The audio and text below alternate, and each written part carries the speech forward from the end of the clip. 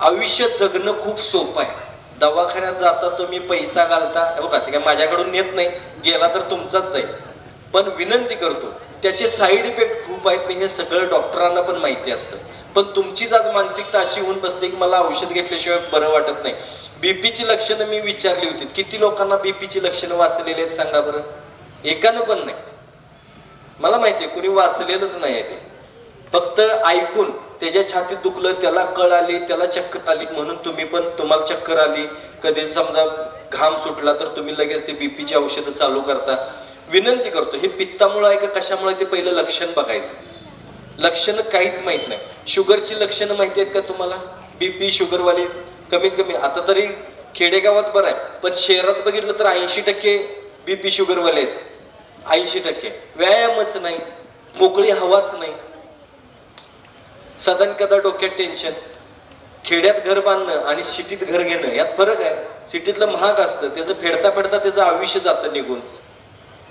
म्हणून विनंती करतो तुम्हाला की लक्षण बघा. मी पाया पडतो तुमच्या, कुठलंही असू दे पहिलं लक्षण बघायचं, ह्या आजाराचं लक्षण आपल्याला, आणि मग सांगा. शुगरच्या लोकांना विनंती आहे, शुगर म्हणजे काय माहिती आहे का तुम्हाला? साखर तयार होती का अंगात? मुंग्या लागतात का तुम्हाला? हे काय माहितीये का? हे मगाशी कसं एक सापाचं पिल्लू आलतं का नाही, तसे सापाचं पिल्लू आम्ही, पिल्लू नाही अजगरच अंगावर घेतोय. हे शुगर झाली, कुठला तरी पुरस्कार मिळालेल्याचे वर सांगतात काय आता शुगर चालू झाली बाबा मला, शुगर. मित्राला भेटल त्याला सांगतात शुगर चालू झाली, शुगर डिटेक्ट झाली, शुगर डिटेक्ट झाली. जरा विनंती करतो हे बंद करायचं सगळं. शुगर म्हणजे पण उष्णता, उष्णता एका स्टेजला जाते त्याला शुगर म्हणतात. साखर तयार होत असते तर बायकोनं बाहेर सोडलंच नसतं, तोंडात पत्रा घातला असताना म्हणले असते टाक साखर. हा, तर हे विनंती करतो, शुगर बिगर हे जरा डोक्यातनं काढायचं. हे बऱ्याच लोकांना वाटते जखमा बऱ्या होत नाहीत. आज कितीतरी शुगरचे पेशंट आहेत ज्यांना लागतंय ते बरं होते. आपल्याला वाटते शुगर झाली की हात काढायला लागतोय, पाय काढायला लागतोय, गँग्रीन होतोय. आजपर्यंत किती लोकांचे हात पाय काढले हो? उलट औषधं खाऊन खाऊन सगळी तुमची वाट लागलेली आहे, लक्षात घ्या. कोल्हापूरची भाषा येते तोंडात माझ्या, काय करू? हे जरासं भ्यायचं बंद करायचं, काही होत नाही. हे चक्कर आली एकदा म्हणजे तुम्हाला शुगर झाली का? एकेकाला काहीच नसतंय, बिनकारणाचं तपासणी करायला जातंय आणि त्यात शुगर डिटेक्ट झाली म्हणते. रात्री झोप नीट नाही झाली ना तरी दुसऱ्या दिवशी शुगर दाखवते, कारण हीट वाढलेली असते. हे जरासं बास करायचं. शुगर झाली मग रोज का अपडाऊन अपडाऊन वेगळी दाखवते. जेवल्यानंतर वाढणं हे साहजिकच आहे. एकदम उपाशी राहिल्यानंतर हीट वाढली तेव्हाही शुगर वाढते. बरं, शुगरच्या पेशंटला चक्कर आल्यानंतर गोड खायला देतात, साखर किंवा चॉकलेट खायला देतात, ती चक्कर निघून जाते. हे कसं काय? तुम्ही विचार केला ह्या गोष्टीचा कधी? तेव्हा बरं गोड चालतंय, चालतं का नाही? तेव्हा का चालतंय? शुगर डाऊन झाली म्हणतात. हे जरासं कसं आहे, आपल्याला सत्यता जाणून घ्या, प्रत्येक गोष्टीचा खरेपणा जाणून घ्यायचा. हे काय आहे? इतर प्राण्यांना पक्ष्यांना, मला एक पक्षी दाखवा बरं ज्याला शुगर आहे, एक प्राणी दाखवा बरं. हल्ली ते शहरामध्ये जे सांभाळायला, गॅलरीत सांभाळायला कुत्रा असते का नाही, त्याला एक आता शुगर होती बघा. त्याला बी सोडणं झाल्यात, त्याला शुगर होय. आणि ते बी कसं असते माहितीये, आमच्या खेडेगावातलं कुत्र, गल्लीतलं कुत्र कसं असते माहितीये का? बघितलं का?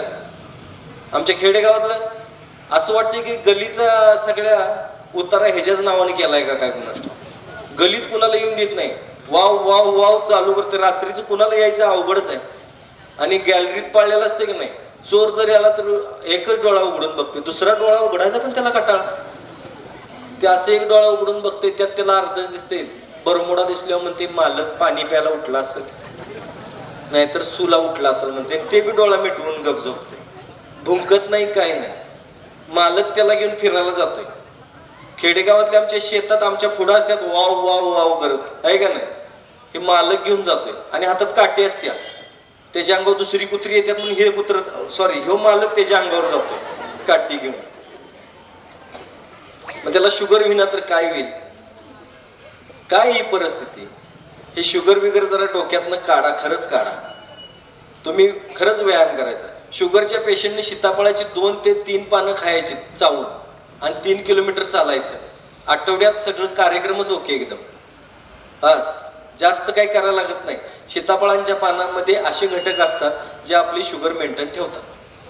पेशी कमी होणे वाढणे हे पण माहिती आहे ना. पपईच्या पानांचा काढा करायचा आणि प्यायचा, त्यानंही पेशी कमी जास्त होणं.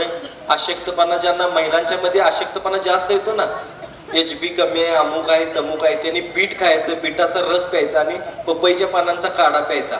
मासिक धर्मामध्ये सुद्धा तुम्हाला हे खूप उपयोगी पडतं. मासिक धर्मामध्ये अजून एक सांगतो, महिलांच्या हार्मोन्स इनबॅलन्स मध्ये खूप त्रास होतो बघा. अनामिक भीती कशाची माहित नाही, कुणाचं कोणतर मेलं तर हिला धडकी मारायला लागते. हे जरा बास करायचं. हे रोग नाही कुठला. पिंपळाच्या पानाचा काढा करून प्यायचं. मासिक धर्म व्यवस्थित, गर्भाशयात गाठी वगैरे होत असतील किंवा भीती वाटत असेल तर ह्या गोष्टी करून बघा. हृदयाची धडधड वाढते ना, खूप अचानक धडधड वाढते, प्रेशर येते, गाजराचा रस काढायचा फुलपात्र भरून, त्याच्यात अर्धा चमचा मध मिक्स करायचं आणि हे सकाळी प्यायचं. आता नाश्त्याच्या आधी पिऊ का नंतर पिऊ हे विचारणार, कधीतरी प्या, कर घोटा प्या. 3 दिवसामध्ये लगेच ओके.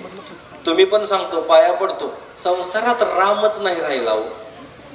ही म्हणणारे आहेत ना, त्यांना जरा विनंती करतो, तुमचा राम, लक्ष्मण, भरत, शत्रुघ्न सगळे राहतील, जरा डोक्यातनं विचार काढायचे. आणि ज्यांना संसारात राम आणायचा ना, त्यांनी अशोकाच्या पानांचा काढा प्यायचा, लगेच ओके करून बघा. रोज सकाळी घरातून बाहेर पडताना, नाश्ता पाणी केलं, घरातून बाहेर पडताना 1 चमचा पांढरे तीळ खायचे. कॅल्शियम हाडांच्या मध्ये असं चांगलं वाढायला लागतंय. तुमचे हाडं दुखणं थांबतील. तुमचा राम गेलेला सुद्धा त्यातनं परत यायला लागेल, समजून घ्या. फक्त राम सुद्धा परत येतो, ते फक्त तुम्ही समजून घ्यायचं. हे दुबळेपणा सोडून द्यायचा. हे कॉन्फिडन्स वरती खूप हे असते. तुम्ही पांढरी तीळ खायची कंबरदुखी, गुडघेदुखीसाठी. तुम्ही खसखस खायची. रोज रात्री जेवण झाले की 1 चमचा खसखस खायची. भाजून खावा, तळून खावा, कसंही खावा, रोज 1 चमचा खसखस खायची. गुडघेदुखी, कंबरदुखी कमी होऊन जाते.